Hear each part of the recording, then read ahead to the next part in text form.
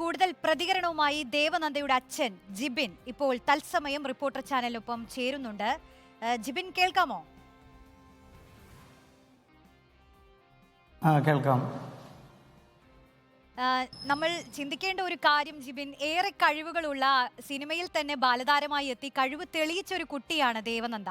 പക്ഷെ ഇപ്പോൾ ഒരു 10 വയസ്സുകാരിക്ക് നേരെയുള്ള സൈബർ അധിക്ഷേപത്തിൽ നിങ്ങൾ മാതാപിതാക്കൾക്ക് ഒരു പരാതി നൽകേണ്ടി വരുന്നു. വല്ലാത്തൊരു സാഹചര്യമാണത്. എന്താണ് സംഭവിച്ചതെന്ന് പ്രേക്ഷകർക്ക് വേണ്ടി ആദ്യം ഒന്ന് പറയാമോ? റിപ്പോർട്ടറിൻ്റെ പ്രേക്ഷകർക്ക് നമസ്കാരം. ഞാൻ എൻ്റെ മകളുടെ ഒരു കാര്യമായിട്ട് മാത്രമല്ല ഇതിനെ കാണുന്നത്. ഒരു 18 അല്ലെങ്കിൽ 15 വയസ്സിൽ താഴെയുള്ള കുട്ടികൾ നേരിടുന്ന ഒരു സൈബർ ആക്രമണം തന്നെയാണ്. അതായത് ചിലർ കലാപരമായിട്ടും ചിലരും വിദ്യാഭ്യാസപരമായിട്ടും പലതരത്തിലും ഉന്നതിയിൽ നിൽക്കുന്ന അല്ലെങ്കിൽ മുൻപോട്ട് വരുന്ന കുട്ടികളുടെ നേരെ ഉണ്ടാകുന്ന ആക്രമണങ്ങളിൽ ഒന്നാണ് എൻ്റെ മകൾക്ക് നേരിടേണ്ടി വന്നത്. ഇതിലെന്താണ് ഒരു കാരണം എന്ന് വെച്ചാൽ, ഇന്നും മറ്റു പലരും പറയുന്നത് പോലെ മാത്രമേ കുട്ടികൾ സംസാരിക്കാവൂ എന്നാണ് ആ കമൻറ്റുകളിൽ നിന്ന് നമുക്ക് കൂടുതൽ മനസ്സിലാവുന്നത്. ഇപ്പോൾ ഏറ്റവും പുതിയ സിനിമയായ ഗൂവിൻ്റെ പ്രൊമോഷൻ്റെ ഭാഗമായിട്ട് ഒരു ചാനലിന് കൊടുത്ത ഇൻ്റർവ്യൂവിൽ എൻ്റെ മകൾ പറയുകയുണ്ടായി, പണ്ടത്തെ പോലെയല്ല, ഇന്ന് ഞങ്ങൾ കൂട്ടുകാരോട് സംസാരിക്കും, അല്ലെങ്കിൽ ഞങ്ങൾ അപ്ഡേറ്റഡ് ആണ്, ഓവർ ക്യൂട്ട്നെസ് ആയിട്ടല്ല നിൽക്കുന്നത്. കാരണം ഇന്നത്തെ കുട്ടികൾ സംസാരിക്കുകയും മുന്നോട്ട് വരികയും തന്നെയാണ് ചെയ്യേണ്ടത്. കാരണം ഇന്ന് ഒരുപാട് കുട്ടികൾ പലതരത്തിലുള്ള ബുദ്ധിമുട്ടുകളിലൂടെ കടന്നു പോകണ്ടാവും. അപ്പോൾ ഓരോ കുട്ടികളും മുന്നോട്ട് വരികയും സംസാരിക്കുകയും, അത് ടീച്ചേഴ്സിനായിക്കോട്ടെ, ഫ്രണ്ട്സിൻ്റെ അടുത്തായിക്കോട്ടെ, പേരൻസിൻ്റെ അടുത്തായിക്കോട്ടെ, അപ്പോൾ അവരെ സംസാരിക്കുന്നത് നിർത്തുക എന്നതല്ല, അവർ സംസാരിക്കുകയാണ് ശരിക്കും വേണ്ടത്. അത് ഒരു കൂട്ടമായി സൈബറായിട്ട് ആക്രമിക്കുമ്പോഴാണ്, അതായത് ഒരു ചാനലിൽ കൊടുത്ത, ഞങ്ങളുടെ വീട്ടിൽ വെച്ച് ഞങ്ങൾ കൊടുത്തൊരു ഇൻ്റർവ്യൂ ഞങ്ങളുടെ സമ്മതമില്ലാതെ ബാക്കിയുള്ള പല കണ്ടന്റ് റൈറ്റേഴ്സ് എന്ന് പറയുന്ന പലരും അപ്ലോഡ് ചെയ്യുകയും അതിൽ മോശമായിട്ടുള്ള പല പരാമർശങ്ങളും വീഡിയോകളും ചേർത്ത് പ്രചരിപ്പിക്കുകയും ചെയ്തു. ഏകദേശം 300-ലധികം സൈബർ ആക്രമണങ്ങളാണ്. അതായത് 300-ലധികം ചാനലുകളിലാണ് ആ സെയിം വീഡിയോ ഒരേ സമയം 2-3 ദിവസം കൊണ്ട് പ്രത്യക്ഷപ്പെട്ടതെന്ന് ഓർക്കുമ്പോഴാണ് അതിൻ്റെ ഏറ്റവും വലിയ വ്യാപ്തി മനസ്സിലാവുന്നത്. ഏകദേശം ഒരു ചാനലിൽ മാത്രം 85 ലക്ഷം വ്യൂ ഉണ്ടായിരുന്നു. അപ്പോൾ ആ ചാനലിൽ നമ്മളൊരു മെസ്സേജ് ഇട്ടു, നിങ്ങൾ പ്രചരിപ്പിക്കുന്ന ഈ വീഡിയോ എൻ്റെ മകൾക്കൊരു ബുദ്ധിമുട്ടുണ്ടാക്കുന്നുണ്ട്, നിങ്ങൾ ദയവായി ആ വീഡിയോ ഡിലീറ്റ് ചെയ്യണം എന്ന് പറഞ്ഞപ്പോൾ അവിടുന്ന് വന്ന് തിരിച്ച് റിപ്ലൈ എന്താ വെച്ച് കഴിഞ്ഞാൽ, ഞങ്ങൾ കണ്ടന്റ് റൈറ്റേഴ്സാണ്, ഞങ്ങൾക്ക് സൗകര്യമുള്ള വീഡിയോ ചെയ്യും, ഇവിടെ നിയമമില്ല, പ്രത്യേകിച്ച് നിങ്ങൾക്കൊന്നും ചെയ്യാനുമില്ല, നിങ്ങൾ നിങ്ങളുടെ കാര്യം നോക്കിക്കോ. അപ്പോൾ അത്രത്തോളം, അതായത് ഒരു നിയമമില്ല എന്ന് പറയുന്ന, അങ്ങനെ വിശ്വസിക്കുന്ന ഒരു തലത്തിലേക്കാണ് ആ ഒരു വിഭാഗം ആളുകൾ മാറിയിരിക്കുന്നത്. ദേവനന്ദ ഈ സിനിമയുമായി ബന്ധപ്പെട്ടൊക്കെ അഭിമുഖങ്ങൾ നൽകുന്നത് കേട്ടിട്ടുണ്ട്. അതിലൊക്കെ ദേവനന്ദ അത്രത്തോളം വ്യക്തതയോടെയും പക്വതയോടെയുമാണ് ഓരോ കാര്യങ്ങളും സംസാരിക്കുന്നത്. അതിൽ നമുക്ക് മറ്റൊന്നും സംശയിക്കാനോ ഒന്നുമില്ല, ഇഷ്ടമാണ് തോന്നുക. ഇപ്പൊ ഈ കാലത്തെ കുട്ടികളെ എടുത്തു നോക്കുകയാണെങ്കിൽ തന്നെ ദേവനന്ദ പറയുന്ന പോലെ തന്നെയാണ്, അവർ കാര്യങ്ങളിലൊക്കെ അപ്ഡേറ്റഡ് ആണ്. ഇപ്പോൾ ഒരു ഫോൺ ഉപയോഗിക്കേണ്ടത് എങ്ങനെയാണ്, അത് പല കാര്യങ്ങളും ടെക്നിക്കലി എങ്ങനെയാണ്, മറ്റ് വിഷയങ്ങൾ, അവർ പഠിക്കുന്ന കാര്യങ്ങൾ, ഈ ലോകത്ത് നടക്കുന്ന മറ്റു വിവരങ്ങളൊക്കെ അറിയുന്നവരാണ് ഇന്നത്തെ കുട്ടികൾ. അപ്പൊ എന്തുകൊണ്ടായിരിക്കും സമൂഹത്തിലെ വലിയൊരു ഭാഗം ആളുകൾക്ക് അത് മനസ്സിലാവാത്തതെന്നാണ് ജിബിൻ കരുതുന്നത്? ശരിക്കും ഇത് മനസ്സിലാകാത്തതല്ല. ഈ നമ്മൾ കമൻ്റ് ഇടുന്നവരുടെ പ്രൊഫൈൽ എടുത്ത് നോക്കി അറിയാൻ പറ്റും. അവർക്ക് എല്ലാവർക്കും ഒരുപക്ഷെ അവരുടെ പ്രൊഫൈലിൽ കിടക്കുന്ന DP എന്ന് പറയുന്ന അവരുടെ കുട്ടികളെ എടുത്തുകൊണ്ടോ കുട്ടികളുടെ ഒപ്പം നിൽക്കുന്നതോ എല്ലാമാണ്. പക്ഷേ ഇത് സത്യത്തിൽ ഒരു മാനസികമായിട്ടുള്ള ഒരു അസുഖം തന്നെയാണ്. കാരണം എന്തെങ്കിലും താഴെ വന്ന് പറയുക അല്ലെങ്കിൽ കൂട്ടമായി ആക്രമിക്കുക, എപ്പോഴും നമുക്കറിയാൻ പറ്റും. ഒരു വീഡിയോയുടെ ആദ്യത്തെ ഒരു 10 കമൻറ്റ് എന്താണോ അത് നല്ലതാണെങ്കിൽ പിന്നീട് വരുന്ന എല്ലാ കമൻറ്റുകളും നല്ലതായിരിക്കും, മോശമായിട്ടാണെങ്കിൽ പിന്നീട് വരുന്ന എല്ലാ കമൻറ്റുകളും മോശമായിരിക്കും.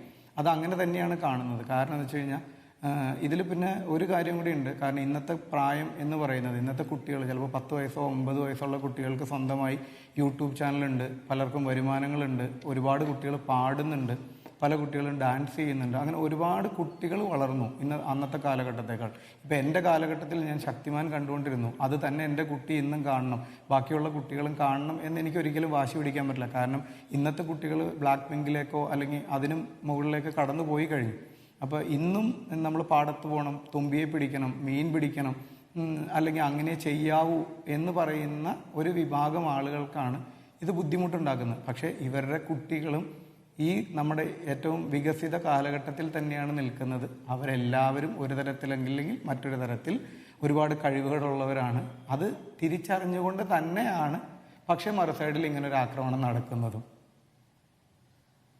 ഇപ്പോൾ പ്രേക്ഷകരോട് പറയേണ്ട ഒരു കാര്യം, ദേവനന്ദയെ നമ്മൾ പ്രേക്ഷകർക്ക് മുന്നിൽ കൊണ്ടുവരാത്തത് ഇത്തരം ഒരു സാഹചര്യത്തിൽ ഒരു 10 വയസ്സുകാരിയാണ്. അപ്പോൾ അത് ഒരു ചെറിയ മാനസിക ബുദ്ധിമുട്ടാണെങ്കിൽ പോലും അത് വലുതാണ്. അപ്പോൾ അതുകൊണ്ടാണ് ജിബിന്റെ ആവശ്യപ്രകാരം തന്നെയും നമ്മൾ തീരുമാനിച്ചതാണ് ദേവനന്ദയെ പ്രേക്ഷകർക്ക് മുന്നിലേക്ക് ഇപ്പോൾ കൊണ്ടുവരേണ്ട എന്നുള്ളത്.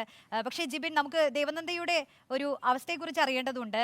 ഇതിനോട് എങ്ങനെയാണ് ഒരു 10 വയസ്സുകാരി പ്രതികരിക്കുന്നത്?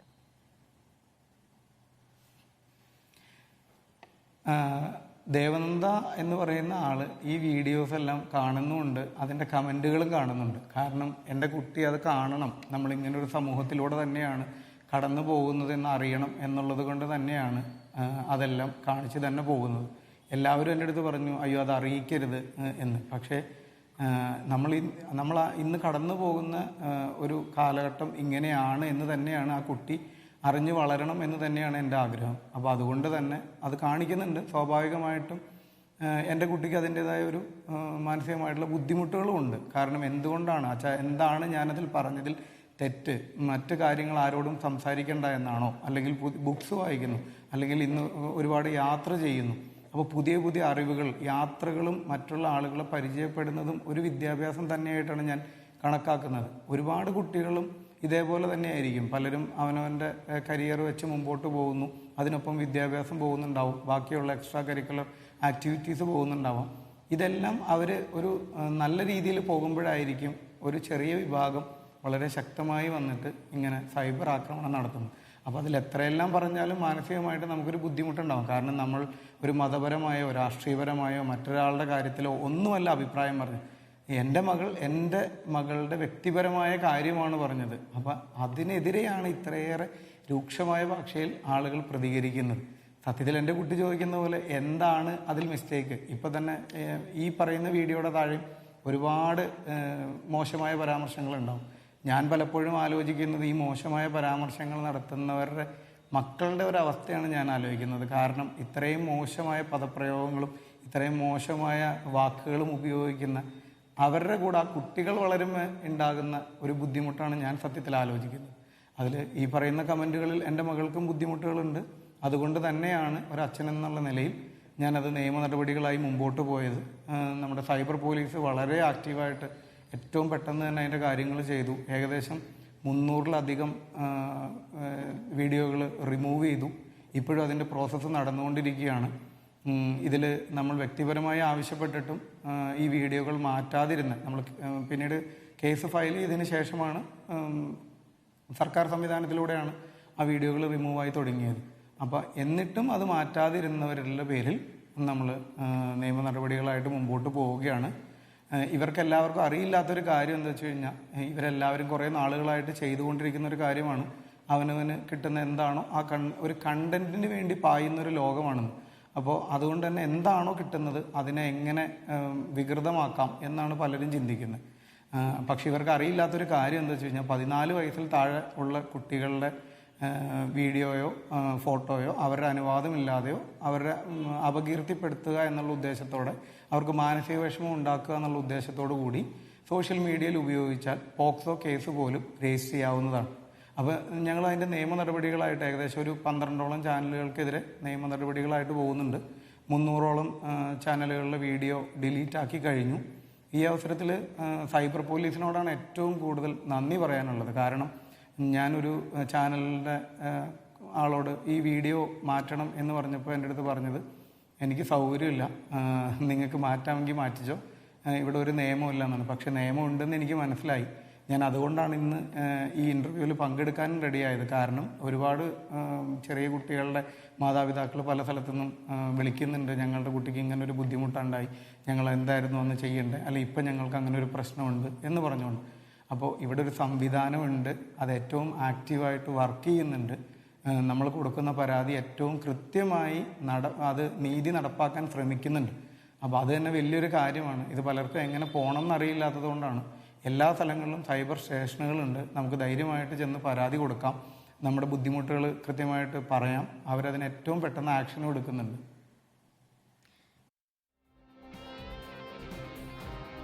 വീണ്ടും സൂപ്പർ 60യിലേക്ക് ബാലതാരം ദേവനന്ദയ്ക്കെതിരായ സൈബർ അധിക്ഷേപങ്ങൾക്കെതിരെ പരാതി നൽകിയ ദേവനന്ദയുടെ അച്ഛൻ ജിബിനാണ് നമ്മോടൊപ്പം ചേരുന്നത്.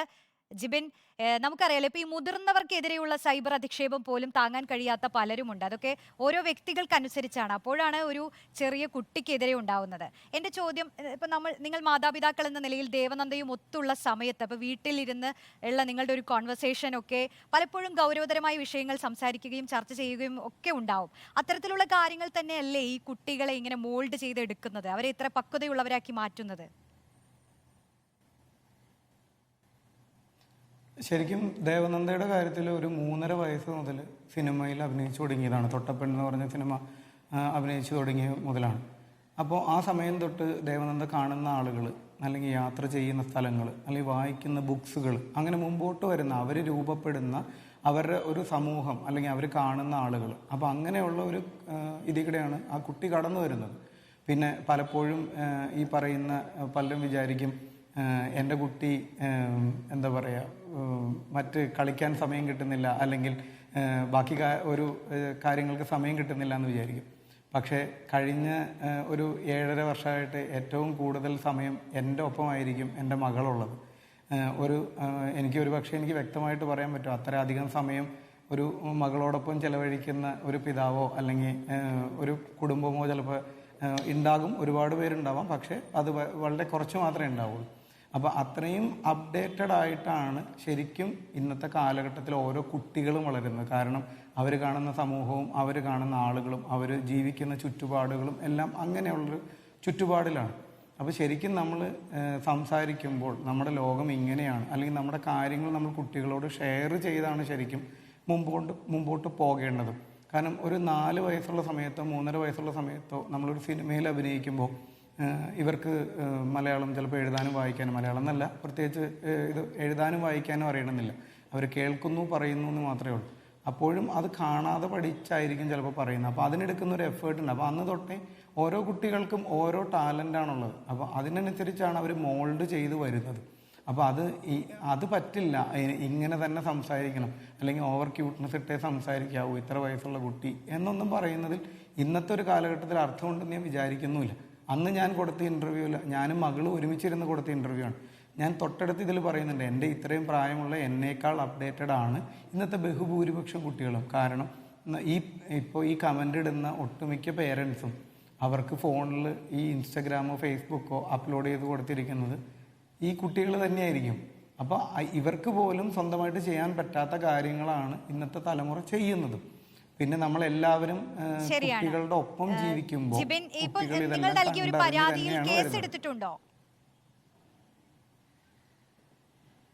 കേസെടുത്തിട്ടുണ്ട്. ഇനി എങ്ങനെയാണ് നിയമപരമായി തന്നെ മുന്നോട്ട് പോകാൻ തന്നെയാണ് നിലവിൽ കേസെടുത്തിട്ട്? അതെ, നിയമപരമായിട്ട് തന്നെ മുമ്പോട്ട് പോകാനാണ് തീരുമാനം. നിലവിൽ നമ്മൾ ഇത്രയും ചാനലുകളുടെ വീഡിയോ ഡൗൺലോഡ് ചെയ്തും മറ്റ് സ്ക്രീൻഷോട്ടുകളും എല്ലാം എടുത്തു വെച്ചിട്ടുണ്ട്.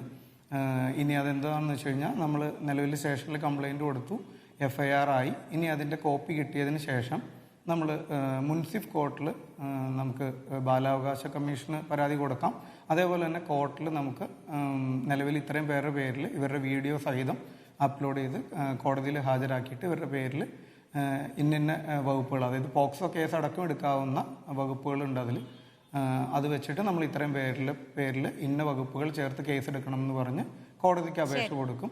കോടതിയാണത് സ്റ്റേഷനിലേക്ക് വീണ്ടും വിടുന്നത്. ഒരു മാസം, ചിലപ്പോൾ 10 ദിവസമോ അല്ലെങ്കിൽ 15 ദിവസമൊക്കെ ടൈം എടുക്കുമായിരിക്കാം. പക്ഷേ എങ്കിൽ പോലും നമ്മൾ അതിന്റെ പ്രോപ്പർ വേയിക്കൂടെ തന്നെ പോകുന്നതാണ്. ശരി ജിബിൻ, എന്തായാലും ദേവനന്ദ മിടുക്കി കുട്ടിയാണ്, ഞങ്ങളുടെയൊക്കെ പിന്തുണയുണ്ടെന്ന് അവളെ അറിയിക്കൂ. എന്തായാലും ഈ വിഷയത്തിൽ ഞങ്ങളോട് പ്രതികരിച്ചതിന് നന്ദി.